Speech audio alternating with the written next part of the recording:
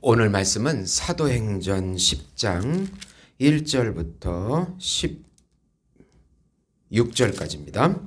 가이사랴에 고넬료라는 사람이 있으니 이달리아의 부대라 하는 군대의 백부장이라. 그가 경건하여 온 집과 집안과 더불어 하나님을 경외하며 백성을 많이 구제하고 하나님께 항상 기도하더니 하루는 제9시쯤 되어 환상 중에 밝히 보매 하나님의 사자가 들어와 이르되 고넬료야 하니 고넬료가 주목하여 보고 두려워 이르되 주여 무슨 일이니이까. 천사가 이르되 내 기도와 구제가 하나님 앞에 상달되어 기억하신 바가 되었으니 내가 지금 사람들을 욥바에 보내어 베드로라는 시몬을 청하라. 그는 무두장이 시몬의 집에 유숙하니 그 집은 해변에 있다 하더라. 마침 말하던 천사가 떠나매 고넬료가 집안 하인 둘과 부하 가운데 경건한 사람 하나를 불러 이 일을 다 이루고 욥바로 보내니라. 이튿날 그들이 길을 가다가 그 성에 가까이 갔을 그때에 베드로가 기도하려고 지붕에 올라가니 그 시각은 제6시더라. 그가 시장하여 먹고자 하매 사람들이 준비할 때 황홀한 중에 하늘이 열리며 한 그릇이 내려오는 것을 보니 큰 보자기 같고 내 귀를 메어 땅에 들이웠더라. 그 안에는 땅에 있는 각종 네 발 가진 짐승과 기는 것과 공중에 나는 것들이 있더라. 또 소리가 이르되 베드로야 일어나 잡아먹어라 하거늘 베드로가 이르되 주여 그럴 수 없나이다. 다 속되고 깨끗하지 아니한 것을 내가 결코 먹지 아니하였나이다 한데 또 두 번째 소리가 있어 하나님께서 깨끗하게 하신 것을 내가 속되다 하지 말라 하더라.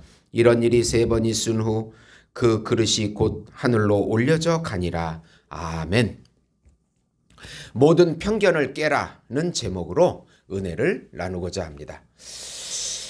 사랑하는 성도 여러분, 우리 모두는 편견을 가지고 삽니다. 우리가 살아오면서 어렸을 때부터 주입된 가치관과 선입견들, 그리고 또 살아가면서 부정적인 사건을 겪으면서 생긴 또 편견들, 예를 들면 이성의 상처가 있으면 남녀관계가 잘 좋은 관계로 지내지 못하게 됩니다.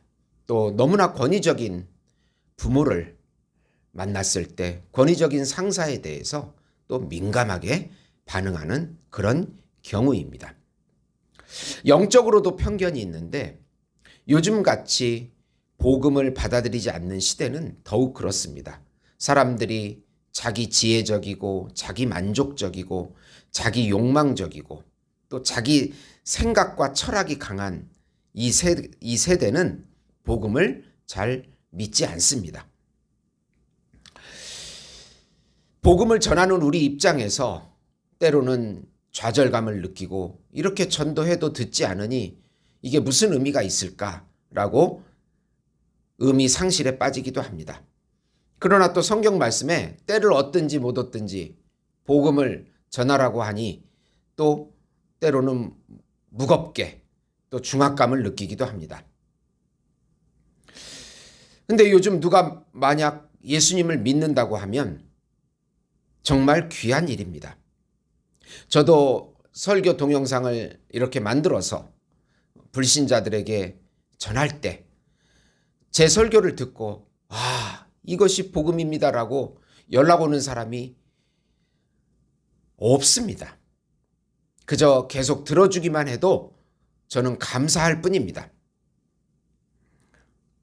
그러나 오늘 말씀을 보면 성령이 역사하는 놀라운 복음 전파의 기적을 볼 수가 있습니다. 우리의 편견을 깨고 성령이 주시는 하나님의 계획을 받아들여라는 내용입니다. 오늘 말씀은 그 이방인 이탈리아의 백부장인 고넬료라는 사람이 이 유대 땅에 와서 점령지에서 일을 하면서 그 이스라엘의 하나님을 만난 그 이야기입니다. 이방인 고넬료에게는 천사를 통해서, 유대인 베드로 사도에게는 환상을 통하여 이방인과 유대인의 담을 허시고 예수 안에서 한 하나님 나라의 백성임을 가르쳐 주십니다. 가이사랴의 백부장인 고넬료는 유대에 와서 유일신 하나님에 대한 신앙을 가지게 된 것 같습니다. 점령지의 신이 참 하나님임을 알게 된 것입니다. 그의 기도와 구제가 하나님께 상달되었다고 4절에 말씀합니다. 그에게 천사가 나타나서 욥바에 있는 베드로에게 가서 청하라는 음성을 들려줍니다. 고넬료가 얼마나 감격스러웠겠습니까?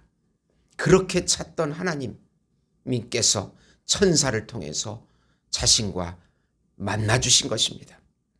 반대로 욥바에 있는 베드로에게는 기도 중에 환상을 보여줍니다. 부정한 짐승을 담은 보자기가 3번이나 반복적으로 내려오면서 먹으라고 한 것입니다. 그러나 율법에는 부정한 것을 먹지 못합니다. 베드로에게 그 선입견이 있었습니다. 그러나 하나님께서는 내가 깨끗하다고 한 것을 속되다고 하지 말라고 하십니다. 그리고 다시 보자기는 하늘로 올려져 갑니다. 이방인과 유태인, 정한 것과 부정한 것이 분리되어 있는 유대인에게 하나님께서는 이제 예수 안에서 하나가 될 수 있는 형제라는 것을 알려주신 것입니다. 우리는 편견을 깨고 복음을 받아들이는 모든 사람들을 하나님의 자녀로 받아들여야 합니다. 우리나라에 온 불교인이나 이슬람 교도도 기독교인이 될 수 있다는 것을 믿어야 합니다.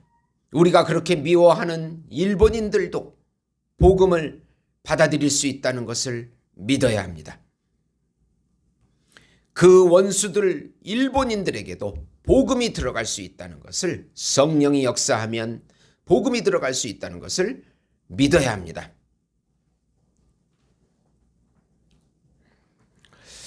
두 번째로 사도 베드로는 고넬료 집안 사람들에게 화평의 복음과 죽음과 부활의 복음, 구원과 심판의 복음이 예수의 이름으로 이루어짐을 가르칩니다.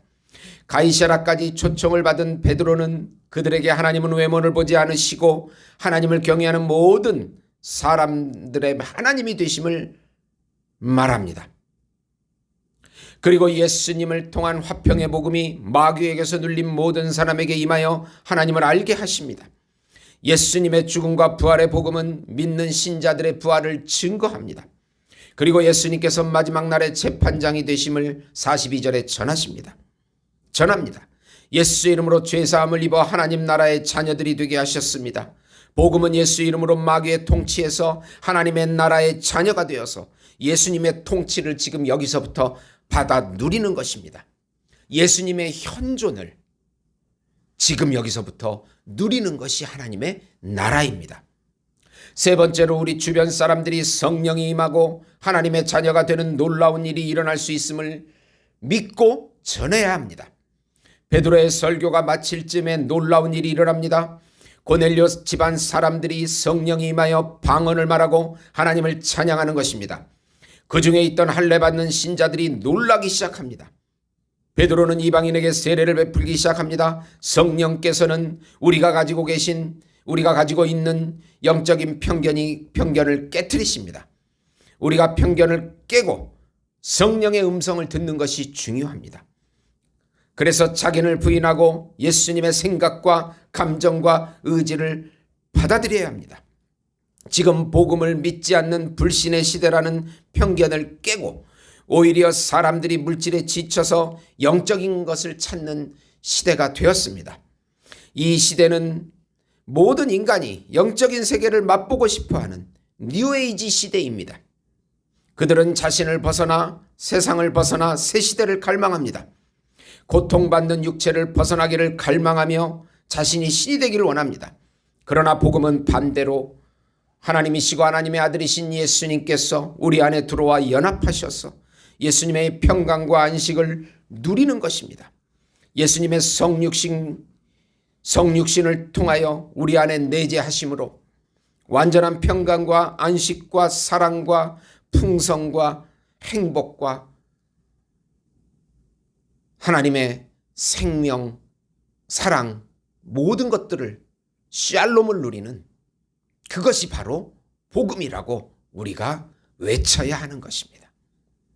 사랑하는 성도 여러분,